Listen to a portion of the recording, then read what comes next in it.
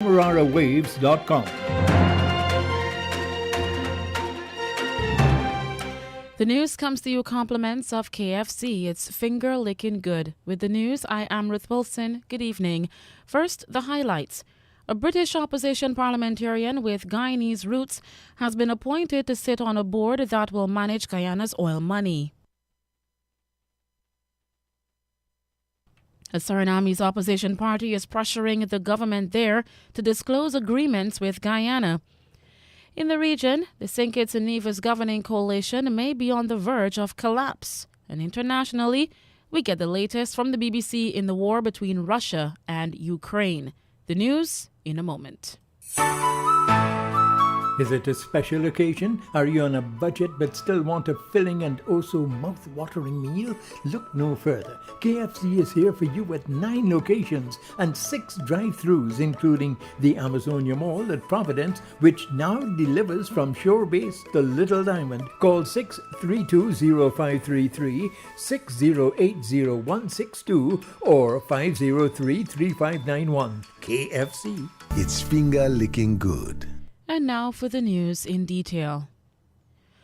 Long-serving United Kingdom parliamentarian David Lammy has been selected by Guyana's President Irfaan Ali to sit on the Natural Resource Fund NRF board.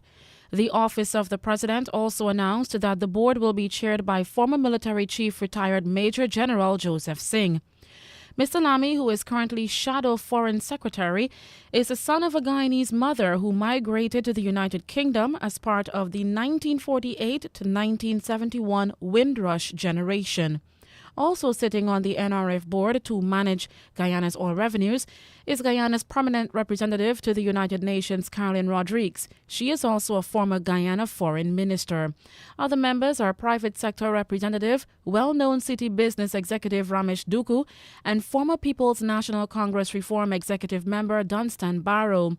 Nominees by the opposition, a Partnership for National Unity, and its coalition partner, Alliance for Change, for the parliamentary representative had all been rejected by the governing People's Progressive Party Civic in favor of Mr. Barrow.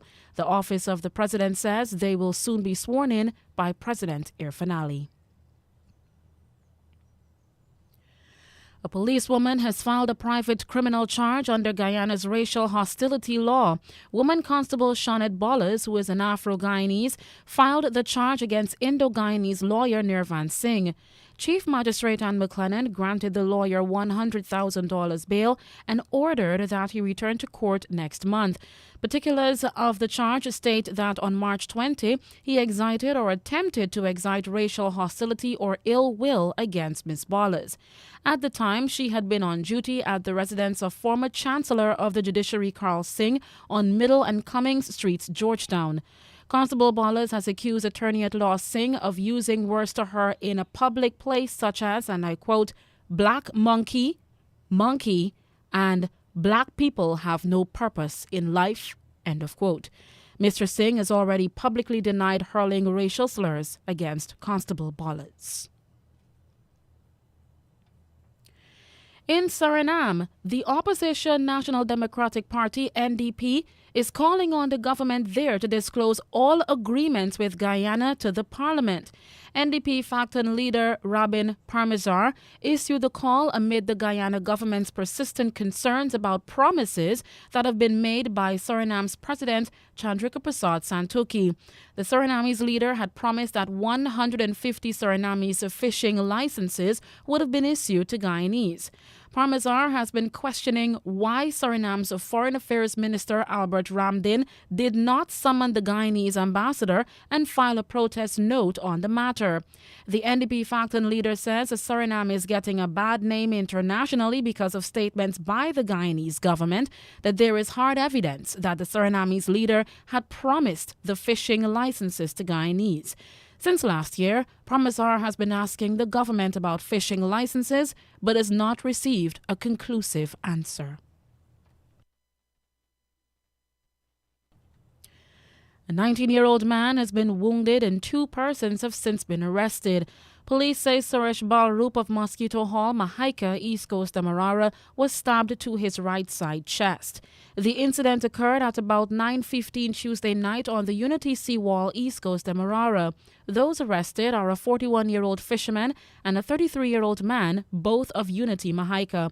Investigators were told Balrup and the suspects had a previous misunderstanding. While on the seawall with other family members, Balrup allegedly lashed the 41-year-old man on his back with a cutlass. Police say Balrup is hospitalized in a stable condition.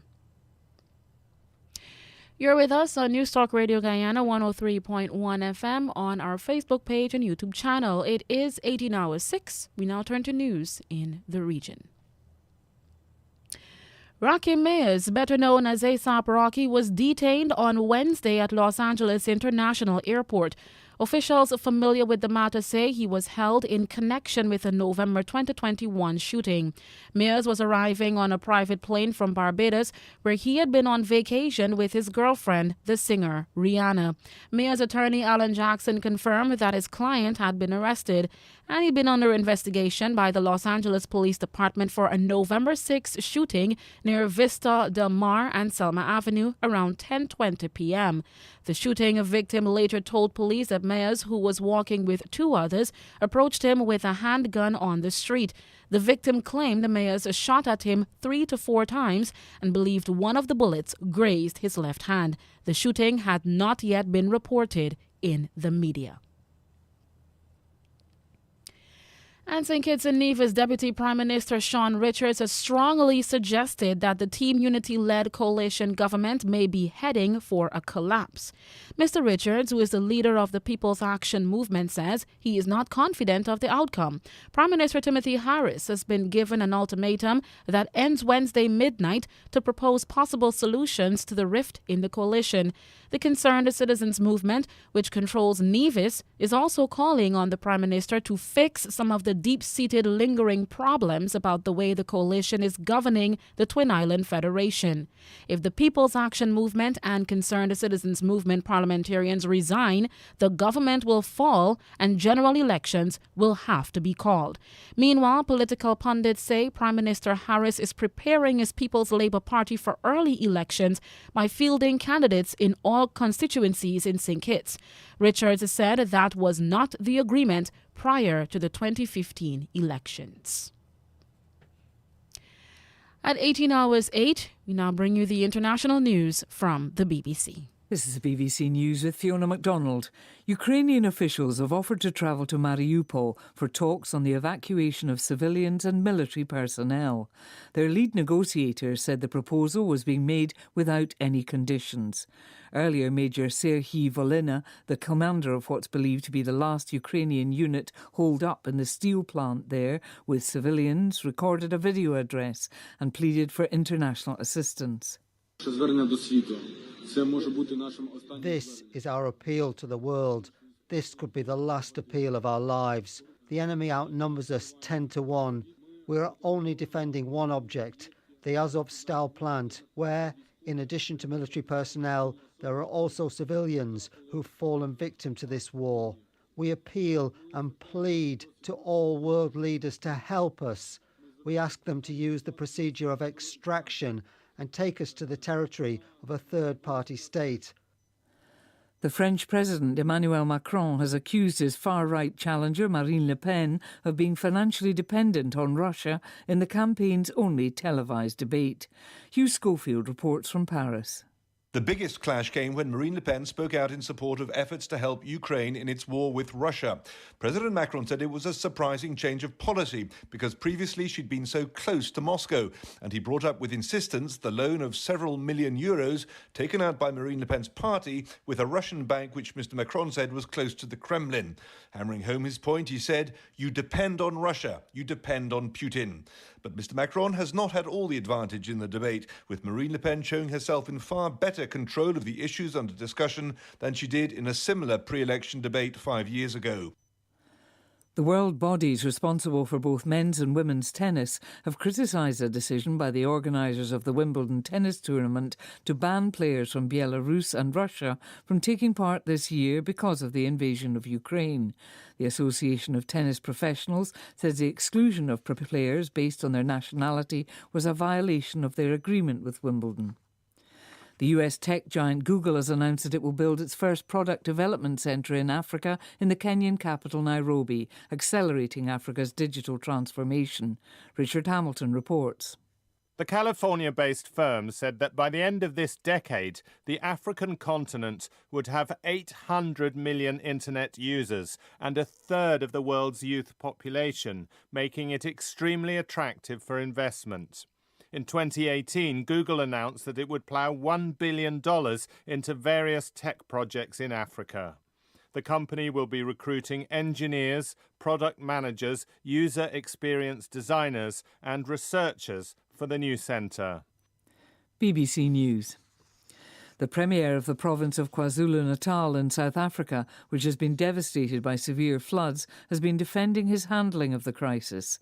Sile Zakalala said that the provincial government had warned people in advance of extreme weather approaching the region. His office has told the BBC that 448 people have died and 69 others are still missing. The Health Ministry in Liberia has confirmed an outbreak of measles affecting 14 out of the 15 countries in the county. The Chief Medical Officer, Francis Kate, said people had died with measles following the outbreak, but it was unclear if these were as a direct result of the virus. He told a radio programme that the main factor was low immunisation rates. The Israeli Defence Forces say a rocket has been fired into Israel from Gaza. Local police said a fragment had landed near a house in the southern Israeli city of Sderot, but there had been no injuries. There have been days of clashes between Israeli police and Palestinian protesters in and around the Al-Aqsa Mosque compound in Jerusalem, with many Palestinians injured or detained. On Wednesday, Israeli police blocked far-right nationalists from marching into the city's Muslim quarter. Researchers in Britain say insect numbers have plunged by half in some parts of the world due to climate change and intensive agriculture. But the lead researcher, Dr. Charlie Outhwaite, said the crisis can be eased by maintaining natural habitats. On the one hand, we do have the bad news that intensive agriculture combined with climate change can lead to strong reductions in insect biodiversity in terms of both in the number of individuals and in the number of species. However, we've also been able to show that having natural habitat near to those agricultural sites can reduce the negative impact seen. Dr. Charlie Outhwaite, BBC News. And that's the news to the moment. On the go and need to grab a quick bite, but tired of the same dreary food? Well, KFC is here to brighten your day with a delicious, mouth-watering meal with their 9 convenient locations. Movie Town, Vlissingen Road, Mandela Avenue, Regent Street, Stavrook, Hink Street, Breedenhoop, Parika and the Amazonia Mall. Now open from 9 a.m. to 10:30 p.m. And they're there to welcome you every day. KFC. It's finger licking good. To end the news, here's a recap of the highlights. A British opposition parliamentarian with Guyanese roots has been appointed to sit on a board that will manage Guyana's oil money. Suriname's opposition party is pressuring the government there to disclose agreements with Guyana. In the region, the St. Kitts and Nevis governing coalition may be on the verge of collapse. And we also listened to the latest from the BBC in the war between Russia and Ukraine internationally. The news came to you compliments of KFC. It's finger licking good.